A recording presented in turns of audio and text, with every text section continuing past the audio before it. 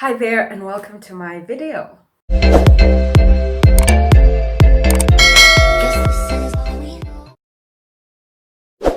So today's video is going to be about planning and tips on studying. So this actually comes in response to a request that a couple of you actually made. So yeah, I must say, I love how you guys just assume I know these things. Oh my god. I love the requests, they really keep me going, but it's awesome because then I get to also look into these things and add on to the stuff I already know. And just to put it out there, I share from a point of my personal experiences, what has worked for me and what I've read around. So yeah, I hope you find this helpful. So if you want to hear more about that, do stick around for the rest of the video, and also like and subscribe. Okay, you can like after you've watched, because then you can actually decide you do like the content or not, but you can subscribe. And while we're on the topic of subscribers, we hit 100. Yay! I'm really excited, guys. Thank you so much for all the support, all the feedback, all the messages you guys send me. And the 100th person actually sent me a message to tell me that they were number 100, and I found that to be so heartwarming. Thank you so much. I upload videos every Sunday, but life happens, okay? So it might not always be on a Sunday, but I do upload a video every week. So stay tuned for the rest of this video. Alright, so to start off, I'm just going to give some tips on planning, and then at the end, I will feature in some more specific tips that can be applied to studying. So the first tip is to plan a schedule of balanced activities. Okay, so what I mean by this is the activities that we embark on can be divided into two categories. So you have your fixed activities and you also have your flexible activities. So your fixed activities are stuff like church, going to classes, going to work, things that are always at the same time. So you can put those things into your diary or your planner because you know it's going to happen come what may. And then you also have your flexible things like sleep and working out and hanging out with friends. And studying is also part of the flexible. Basically, the flexible stuff is things that you can move around to fit your schedule. These are still things that are important, of course, and some of them may be things you need to do daily, like sleeping, but you can move things around depending on what's happening in your life. Having a schedule, even if you end up not following it to a T. So I guess the key point is noting that your schedule is not set in stone, and it definitely is flexible, even though, like I said, there are parts of it that are fixed, but you just have to have something written down. This actually brings to my attention the issue of having a planner and a diary, like if you prefer to write stuff down. So with your planner, that's where you're going to schedule your coming days or your week or whatever, and then in your diary you write what you actually did at the different times. I use both the planner and the diary, though I am finding myself moving towards just doing things digitally because it's just easier to have everything on your phone. The second tip for planning is to avoid generalizing in your schedule. So for example, you schedule in time to study and you say, I'm going to study chemistry, but you are not specific about what exactly you're going to study. Chances are you're going to waste a lot of time figuring out what to do.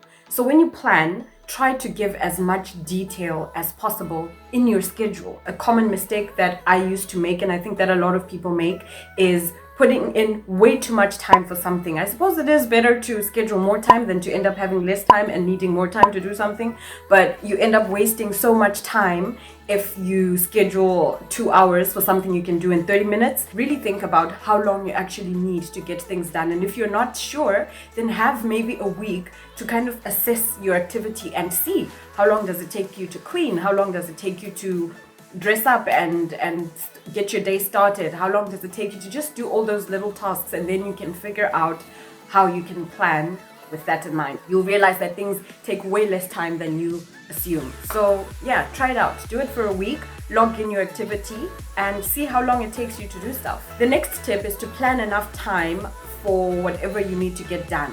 And I think with studying and projects and that kind of thing, this is really important. You need to know how you work, and you need to know how long it will take you to work. I, for one, really struggled to complete a task over, say, 2 weeks. I would rather squash it into 3 days and then sit for long periods of time. That's just how I work. But I am aware of that. So when I schedule and plan, I make allowance for that. So instead of, say, having an hour a day of doing something, I will block in 6 hours on a specific day to do something, and maybe like take 30-minute breaks here and there. But you've got to know how you work. You can try what works for someone else, but it may not work for you. So make sure whatever planning routine you get into is something that is true to yourself. And look, I'm not advocating for procrastination or anything. Yeah, I'm just saying know how you work, okay? Another important part also is figuring out what time of day is best for you to complete certain tasks. So some people, for example, if you're learning something, they need to do it first thing in the morning or in the evening when everything is quiet. Figure that out. Like I said, if you haven't figured these things out, spend the next week kind of assessing how you work. On one day, try to work in the morning, another day in the afternoon, another day in the evening, and see when you felt most productive. And then, that's an easy way to figure out what works for you. My next tip for planning is to leave flexible hours within your schedule. Don't plan every hour to a T, because you're not leaving room for life to happen. But you have to be careful, of course, with this, that you don't make it too flexible to the extent where you end up not doing anything at all or not being very productive. Okay, now I'm going to move on to some tips that are specifically for studying, but I guess you could apply them in whatever context you are working with. So the first study tip is to start with the most difficult subject or topic. It's quite easy, and I know I used to do this all the time, to spend so much time doing something you already know really well, something that is easy for you, something that you really enjoy, and not spend enough time doing the things that actually need more of your attention. Preferably first thing in the morning, because that's when you are mentally sharp and feeling refreshed. But again, like I said, you have to find what works for you. Not everyone is a morning person. Not everyone can manage to do that in the morning. So finding what time of day works for you, but making sure that whenever you do start working, you start with the most difficult stuff. Another tip is to have a day in your week where you review your progress. So when you review your progress, you're basically looking at all your different subjects or modules and seeing how much you have covered and how much you still need to cover, and maybe highlighting anything where you need to ask for help from your peers or from your teachers and lecturers. Yeah, that will definitely be helpful information in setting up your plan for the week. So the next study tip is revision. And like the word means, it's revision, re-seeing something. The best way to learn something and really make sure you know it and not just cram it is to read it over and over again. So when you're preparing for tests and exams, leave enough time before the actual date for you to go over the information at least 3 times. And you will have a better chance of remembering, because it does take repetition to commit something to long-term memory. And I suppose this is also the time when you're going to make use of past exam papers and study groups to discuss what you've learned. A good way to make sure you know something, or to check if you know something, is to try to explain it to someone else. So make use of that. The last tip sounds very obvious, but you would be shocked how many people don't do this. But keeping good notes. This makes for easier revision as well when you have notes instead of always reading from the textbook. That's a mistake I made often, where I would just read straight from the textbook over and over again. But there's just something about actually having your own written notes, highlighting the important points, highlighting things that you struggle to understand, maybe the concept of, and making sure that you add in extra notes to that to help consolidate it. Little diagram, making mind maps and that sort of thing. Just have really good notes. You will thank yourself later. Also take note of things that your teachers and your lecturers highlight. Make a note of it in your notes, and then when you're studying, you'll remember to pay extra attention to those concepts, because they will probably be there in your tests and exams.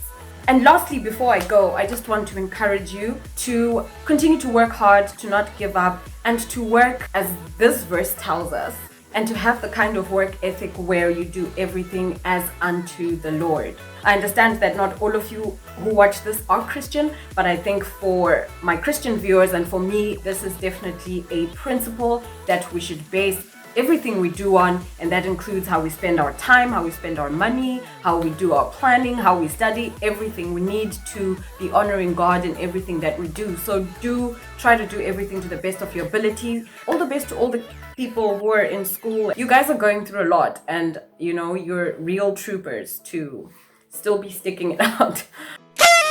Thank you so much for watching this video. Remember to like it and share it with your friends, and also to subscribe if you haven't already, and join the family. Thank you so much. I will see you guys in my next video. Bye.